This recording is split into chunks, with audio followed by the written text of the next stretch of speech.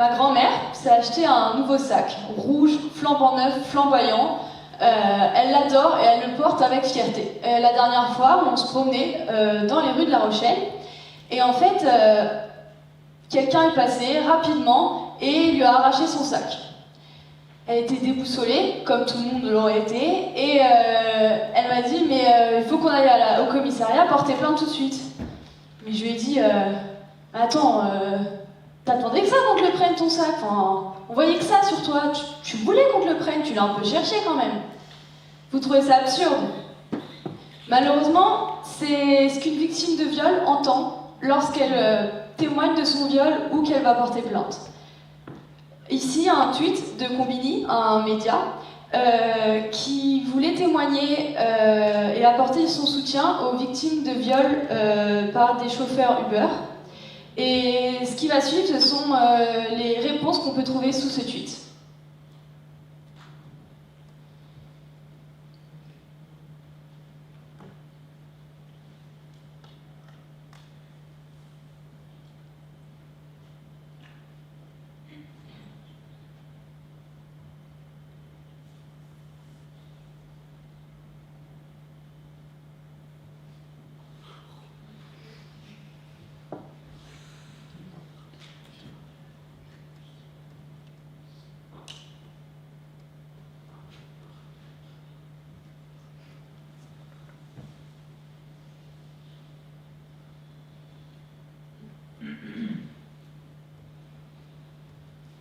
Donc, si on est victime d'un vol, on nous dit d'aller porter plainte, mais si on est victime d'un viol, tout est notre faute.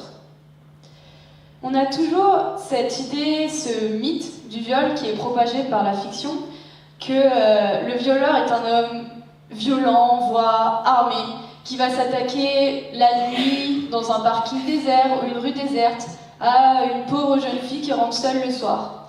Sauf que ce cas représente seulement 20% des réalités du viol. Dans 80% des cas, la victime est agressée par ses amis, son conjoint ou sa famille.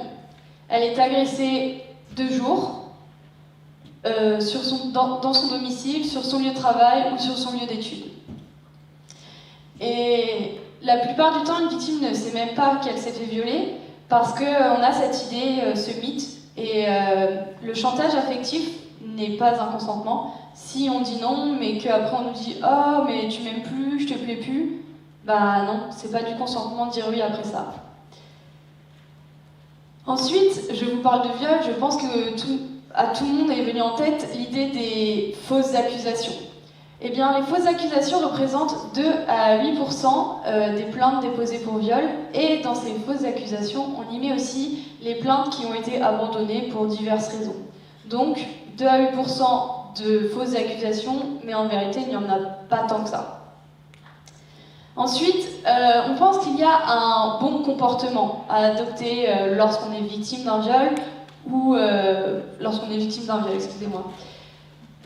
Alors non, c'est faux. On pense qu'il y a le comportement pendant l'acte, mais pourquoi elle n'a pas crié au secours? Pourquoi elle ne s'est pas débattue? Ça s'appelle l'état de sidération psychique.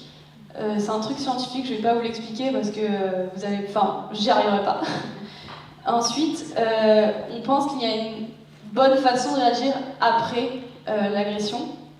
Donc, mais va porter plainte.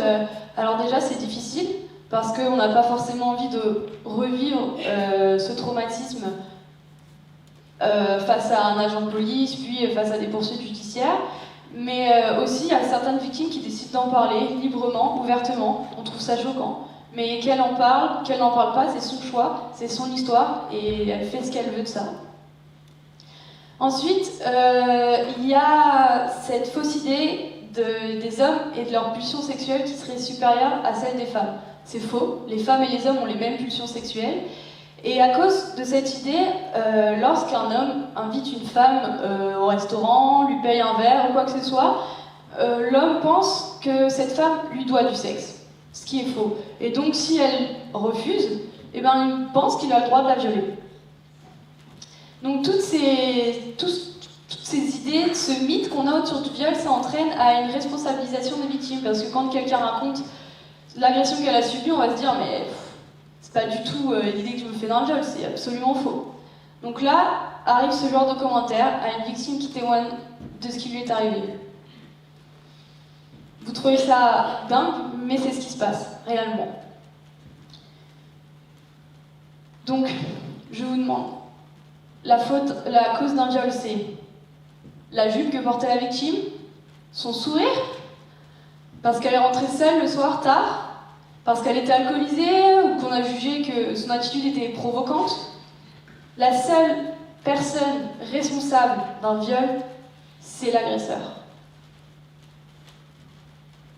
Donc, avec cette responsabilisation des victimes, on se dit, il n'y a pas tant de viol que ça, de toute façon, elle a raconté n'importe quoi, c'était sa faute et tout.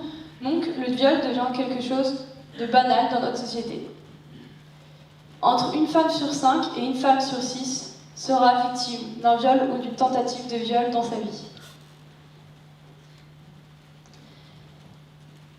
C'en est devenu banal que certaines personnes pensent que c'est à la mode de dire qu'on a été victime de viol. C'est pour vous montrer à quel point c'est devenu banal, le viol dans notre quotidien, dans notre société, que les gens en viennent à se dire que c'est la mode.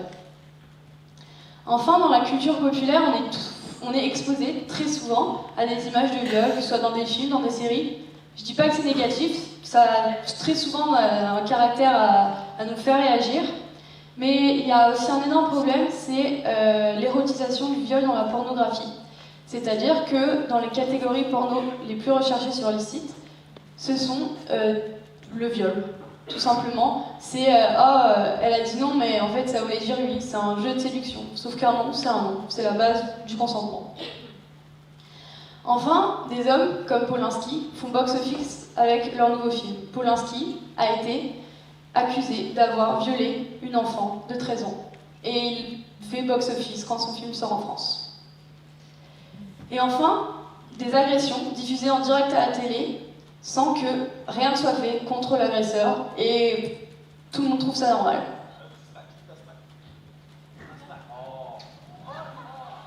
Ceci est une agression sexuelle, diffusée en live à la télé, et la personne qui a fait ça, rien du tout. Et enfin, je vais sortir du contexte du viol pour vous parler plus précisément du harcèlement de rue et du harcèlement sexuel. En tant que femme, majoritairement, nous ne pouvons pas sortir dans la rue seule sans se poser certaines questions. Est-ce que la façon dont je suis habillée, je vais être embêtée? Est-ce que je vais être avec quelqu'un? À quelle heure je vais rentrer? On a peur. On a peur dans l'espace public. On a peur de la réaction des gens à notre façon d'être habillée. Ce que je viens de vous décrire, ça s'appelle la culture du viol. C'est un mot très lourd.